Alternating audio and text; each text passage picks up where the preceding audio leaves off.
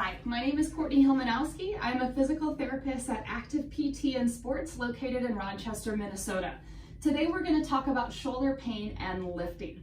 So shoulder injuries are the most common type of injuries that we see with lifters. And the reason for that is the shoulder joint is the most flexible joint in the entire body. So when we are pressing a weight overhead, we have to be able to control multiple different planes of motion, activate the correct muscles, stabilize the correct muscles, and then get that weight overhead. There's a lot to control.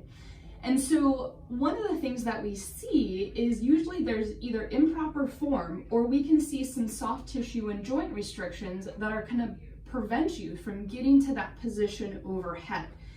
Typically with our pressing movements, we consider those the military press, the strict press overhead, a push press, a snatch, and a clean and jerk. Something where we're getting the weight out in front of us and then getting it overhead. Some of the biggest faults that we will see if we are lacking either proper technique or there's a joint or soft tissue restriction are going to be forward head, elevated or shrugged shoulders, and overextension of the lumbar spine.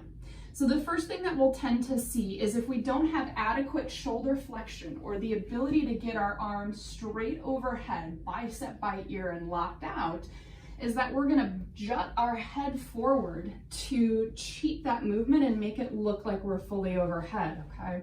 So that's what this would look like. So we're pressing overhead and then my head comes way far forward to try to make it look like I'm in that full flexion or full shoulder overhead position. The other thing that we'll see is, again, this overextension of lumbar spine. If I can't get all the way overhead, I'm gonna cheat to get that weight stacked over my spine. Again, what that's gonna look like is if I can't get it overhead, I'm gonna arch back, overextending my lumbar spine to get that weight stacked over my skeleton, okay? The last thing is if we don't have good motor programming or we don't necessarily know how to activate our rotator cuff muscles and the muscles around our shoulder blade, we're just gonna press overhead and then we're just gonna shrug and not use the muscles appropriately to stabilize, okay? So we're here and then we just bring shoulders way up towards our ear. That's gonna put us in a pretty sloppy position of the shoulder and not utilize the correct muscles, okay? That can lead to a pinched position in the shoulder, that can overuse muscles that we don't want to, and lead to overuse injuries and tendinopathies. All things that we can avoid by looking at form and by looking at how you move, okay? Again, we talked about how shoulder flexion is so critical to being able to lift overhead. And so one of the things that we're gonna look at is, do we have some tightness in what we call the lat muscles, latissimus dorsi? If those muscles are tight, they're gonna pull us back and not allow us to get overhead. I'm gonna go over a test to look at, do you have tight lats that are limiting your ability to get overhead? If so, we need to work on that. We need to do some stretching, we need to do some active mobilization to help improve your overhead pressing pattern. The other thing that we're gonna look at is your thoracic or upper back mobility. So your thoracic spine is gonna be from about, right around higher than belly button to clavicle. And that is super critical for the position of the shoulder blade because the shoulder blade sits on top of our thoracic spine. If we're not able to move appropriately at the thoracic spine, our shoulder blade is gonna be tipped improperly, and that's gonna prevent you from getting to that overhead position. So super important to look at the areas above and below the shoulder as well to make sure that we're maximizing our potential. So we're gonna look at thoracic mobility using the thoracic rotation test. And I'm gonna give you a couple drills to be adding in to work on that thoracic rotation or segmental thoracic rotation.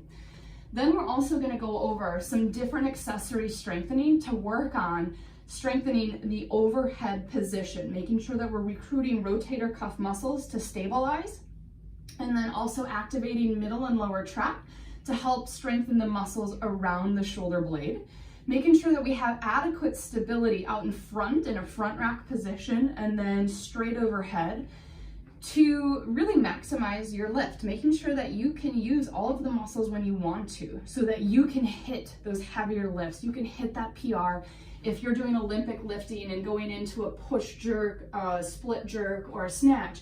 Can you stabilize and absorb the force of that bar coming down as you get overhead?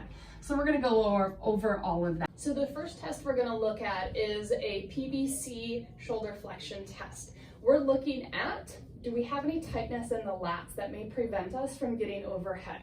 So what you're gonna do, you're gonna take a PVC pipe or a dowel, whatever you have laying around at home. You're gonna cross your legs and you're gonna sit your back flat against the wall. From here, you're gonna take your pressing grip and you're gonna go palms down, okay? Keeping my back flat against the wall, I'm gonna bring that PVC pipe back to the wall. Then you're gonna take your hands and you're going to flip them up. So palms towards the ceiling. Same thing, my back is flat against the wall. Can I get that PVC pipe to touch the wall without my back coming off? If you cannot get that PVC pipe back to the wall, we're likely tight in those lat muscles. So you can take a lacrosse ball to those lat muscles, okay, and roll them out. But I'm also gonna give you an active stretch to work on that. So what that will look like is I'm gonna take a light weight, okay, and I'm just pressing it straight overhead, allowing the weight to bring me back down, okay, feeling a good stretch through here, and then I'm gonna bend my elbow and bring it back. Punch up, allow the weight to work on stretching, okay, bend that elbow and bring it back. Doing that for about a minute on each side can help actively loosen up those lat muscles. The next thing that we're gonna look at is the trunk's ability, or the thoracic spine's ability to rotate. So you're gonna start off in a modified child's pose position. So big toes come to touch behind me, my knees go wide, and I'm gonna take one hand and I'm gonna bring that out in front, okay? My other hand, I'm gonna bring behind my low back. From here, I'm looking at my ability to rotate around the axis of my spine and get collarbones up to the ceiling. Now I want you to notice that this is a very different movement than this, because that looks like I have a lot. But if I'm rotating and bringing my collarbones up to the ceiling, that's a little bit stickier, okay? And then you want to compare both sides. Do I have one direction that I move really well to, and one side that's a little bit tough? Then I want to start to work on that thoracic rotation to that side. One of my favorite drills to do that is going to be a thoracic half kneeling rainbow, okay? So I'm gonna go in a half kneeling position here, okay? And I'm gonna bring my hands out to the wall, just like this. My leg that's closest to the door is up, okay? And I'm gonna take my arm that's closest to the door, and I'm just gonna come around in a rainbow pattern, okay? Really working on rotating through that thoracic spine. This should feel really good, okay? Then I'm just gonna come back around and do that a couple times. Hanging out there for a couple breaths or two, just to work on that thoracic mobility, okay?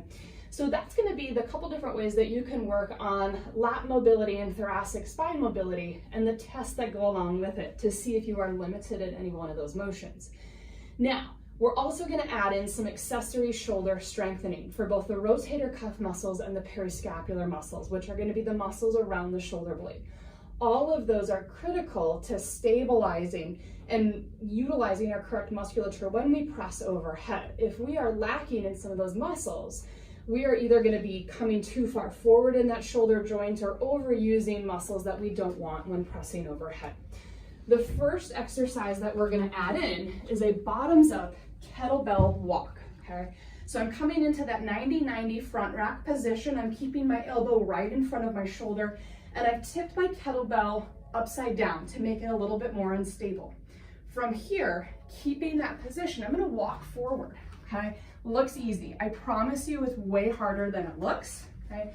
And I'm just walking around until either one, I can't keep my elbow up, or I start to wing out, okay? Then you've reached fatigue, okay? That's your first exercise.